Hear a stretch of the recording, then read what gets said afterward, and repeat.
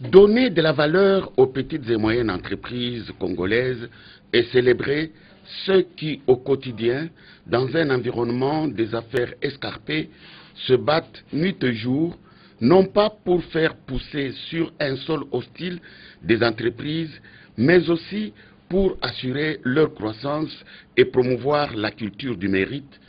C'est le sens qu'il faut donner à la cérémonie de remise des prix aux lauréats de Challenge Entreprise qui a eu lieu ce jeudi 12 mars 2020 sous la présidence du Premier ministre Sylvestre Ilunga Ilunkamba à l'initiative du ministre des classes moyennes, petites et moyennes entreprises et artisanat Justin Kalumba Mwanangongo.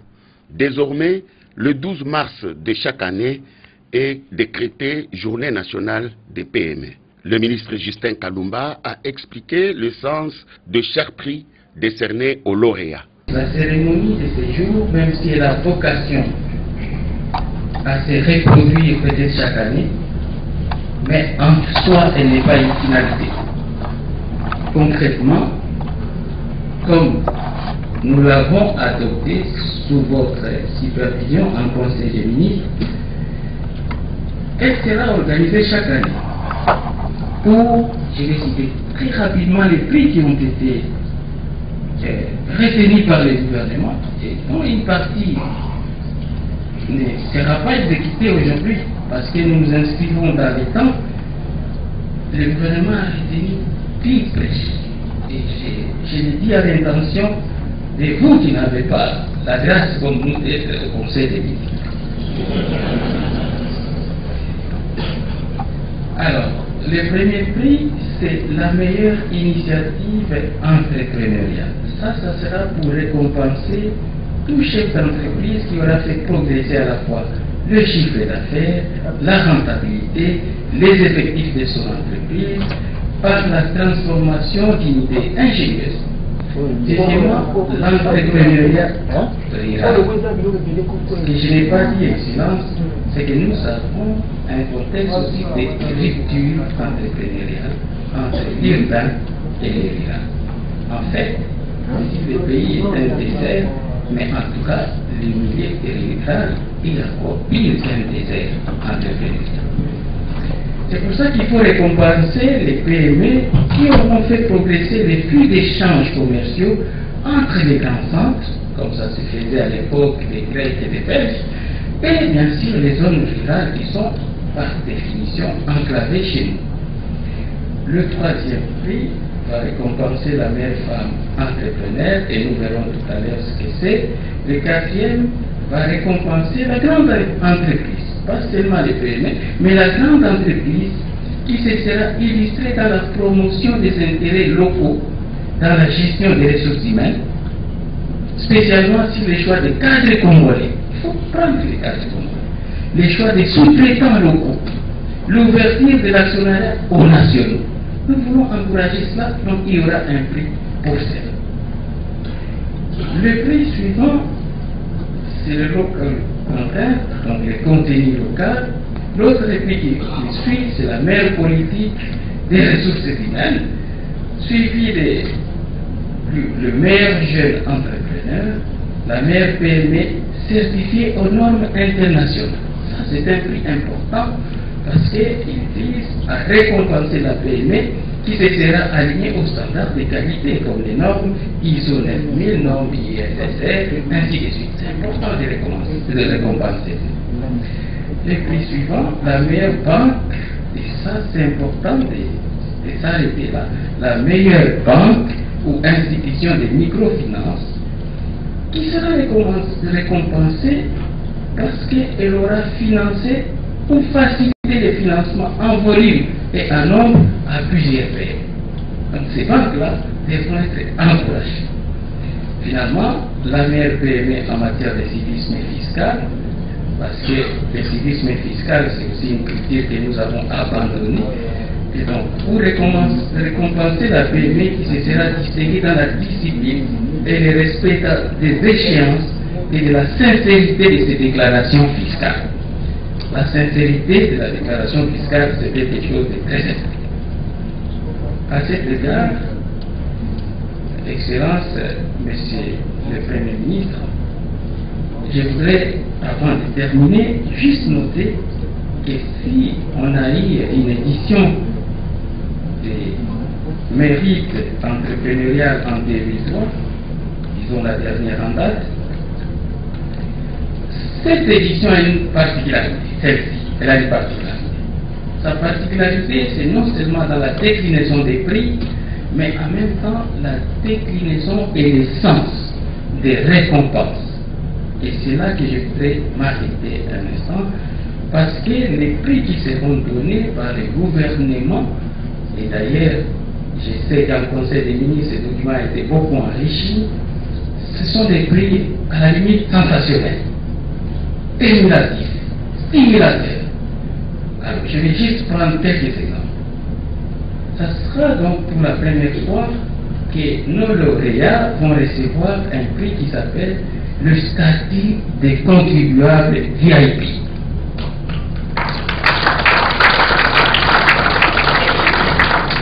Et ce prix va permettre à ce que les lauréats bénéficient de l'accompagnement et de l'assistance en matière de déclaration fiscale de la PME qui sera méritante sur des exercices pour ce qui est de l'IPR et toutes les autres cotisations sociales. Par conséquent, cette assistance en amont épargnera la PME concernée des contrôles fiscaux et autres redressements qui s'ensuivent généralement.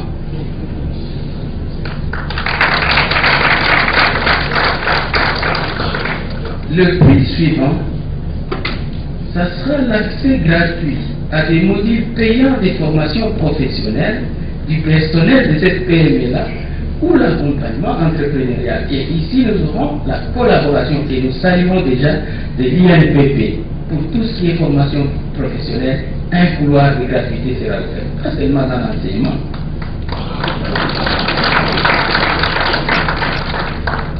Les prix suivants, la reconnaissance d'un droit de préemption et de préférence dans l'attribution des allotissements pour ce qui concerne les marchés publics, ainsi que dans les marchés des sous-traitants dans les secteurs privés.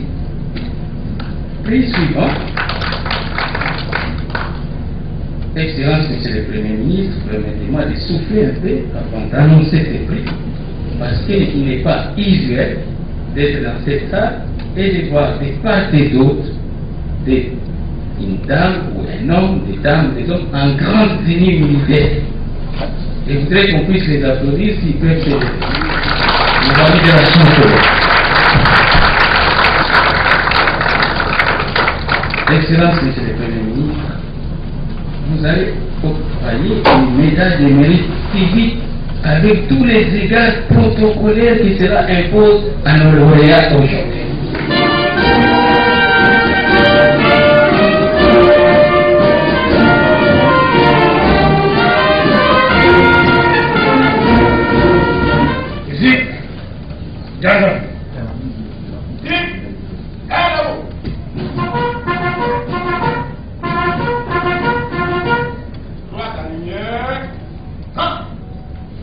Madame Edith Massamba Sitoué, Madame Joséphine Mali Mukono, Monsieur Lebon Dija Nivoro, Madame Rita Pandi, Monsieur Ngwengi Komanda, Madame Julie Lupetu Lusamba, Monsieur Sandinga Terania, Madame Yvonne Bassola Kousouamina, Monsieur Lungu Ngoy Yannick. Au nom du Président de la République, grand chancelier des ordres nationaux, Son Excellence Monsieur Félix Antoine Tshisekedi Tshilombo, à travers lui, le peuple congolais tout entier, et en vertu des pouvoirs qui nous sont conférés, nous vous décernons la médaille d'argent du mérite civique pour vos loyaux et éminents services rendus à la nation congolaise. Avec l'assurance de ma très haute considération, j'invite son Excellence, Monsieur le Premier ministre, chef du gouvernement et représentant personnel du président de la République, à procéder à la décoration proprement dite des lauréats.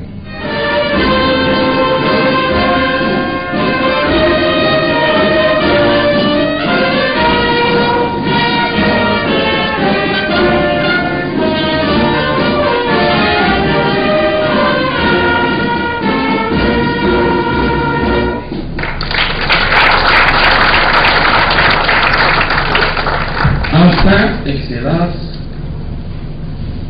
c'est vraiment une première dans l'histoire parce que nos lauréats vont recevoir un passeport diplomatique pour une durée de 4 ans. Attention, c'est pas fini, n'applaudissez pas.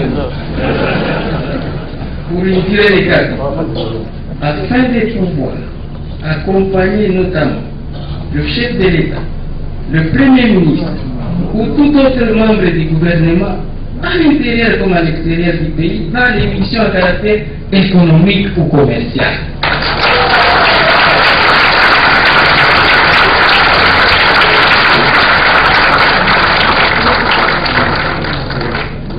Au regard de tout ce qui précède, il est donc évident que l'objectif du gouvernement demeure la transformation économique et sociale de notre pays à partir de la base, c'est-à-dire à travers un entrepreneuriat tous azimuts. Émus par ce geste combien louable, les heureux lauréats n'ont pas tari d'éloges à l'endroit du gouvernement, comme l'affirment ces témoignages. Je rends grâce à notre Dieu qui m'a fait cette grâce, vraiment toute son pays. Je suis ému d'avoir ces cadeaux. C'est vraiment pour la première fois, je manque même de moi à dire, je vous remercie.